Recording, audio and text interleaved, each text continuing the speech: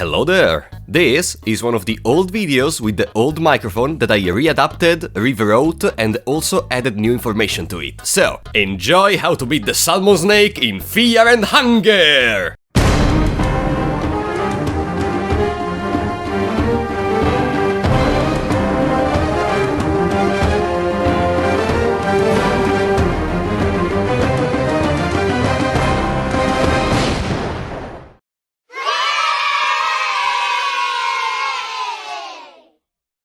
First of all, in order to find it, you have to be in the level 5 mines, in the same area where Nosramus and the Old Knight are present. Once you are here, go on the right part of the map, because there will be a door which is locked, and you need lockpicking, or a small key, or red vial, or just destroying the door in order to open it. It only has 300 HP, and once you surpass it, there will be a shiny item in the water. Touch it and interact with it in order to start the battle with the Salmonsnake. So, what does this pseudo-axolotl, which is also called a dragon in Finnish, do?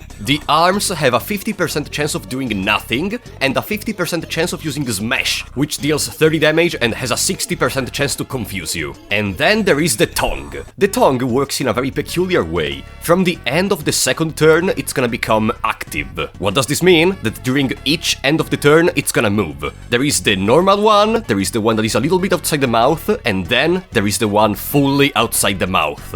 And from this position, it's gonna do a coin flip attack every single turn, and if you fail the coin flip, it's an insta-kill. Also, every time you attack the tongue, it will go back into the mouth and will start moving again from the end of the turn. Then, as always with the majority of the enemies in the dungeon, if you destroy both the arms, the head is gonna start doing a tackle, which in this case is called headbutt and does around 30 damage. And the last important part is, if you destroy the eye, then the attack pattern of the arms is gonna change. They are gonna do 75% of the time nothing, and only 25% of the time smash. Now let's go to some shenanigans. First of all, if you use leg sweep, you are gonna immediately cut off the tongue. And in solo rounds, getting rid of the tongue or doing something I will explain later may be fundamental. Also, if you poison the torso, then what happens is both the head and the torso are gonna get the status weakness. For those that don't know, weakness increases the physical damage taken by 50% and reduces the evasion. And now there is the most problematic thing we may say about the tongue. Basically, the first time each turn in which you attack the tongue, it doesn't matter how much damage you deal. You can even deal 10,000 damage. The tongue will not die. Each turn, the first attack you do to the tongue will never be able to kill it,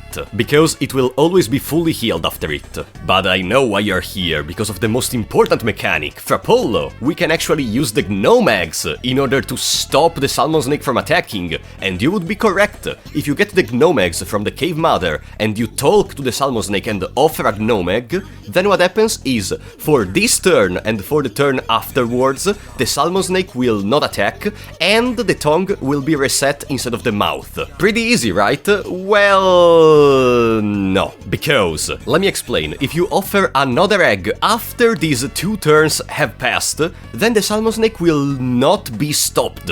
I am kinda confused about why it works in this way, but long story short, the 2 most optimal ways to do this are: 1. Offer eggs every single turn. Of course, unless you have the White Angel Soul or you have more party members, this will literally not give you any advantage, so prepare for the battle more. Or you can offer an egg, do what you want for 2 turns, in particular on the second turn he will attack, and then only after that offer another egg. Now, before jumping into strategies, how many HP are we dealing with? The torso has 1250 HP, the head 1200 HP, and does not have increased evasion like normally heads have in this game. The arms have 800 HP, and the little eye has 150 HP with 40% evasion. Last but not least, the tongue has 500 HP. If you are solo, I suggest you to have the Gaunt Bassinet or the Penance Armor or the Plate Helmet, because those are the 3 standard ways to protect you against Confuse. Because if the boss confuses you, you are almost surely dead.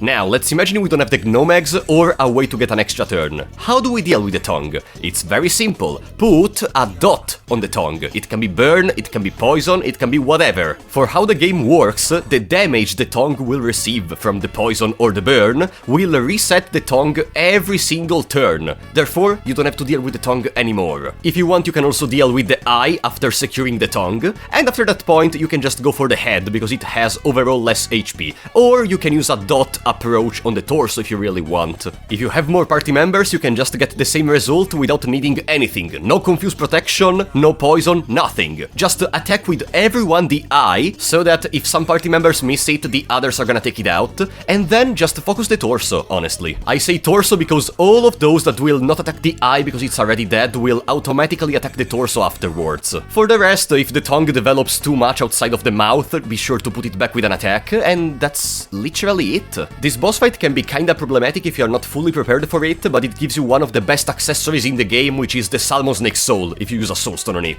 So if you're playing a run of Fear and Hunger, try to find the time to kill this. Oh, and the last funny thing, if you have Walk on Water and you still did not defeat the Salmonsnake, if you use Walk on Water, the shiny item will just disappear and the Salmonsnake will not attack you. Which to me is kinda sad. I would have wanted, you know, in those old games when you go far outside from the beach and eventually there is a giant fish that eats you?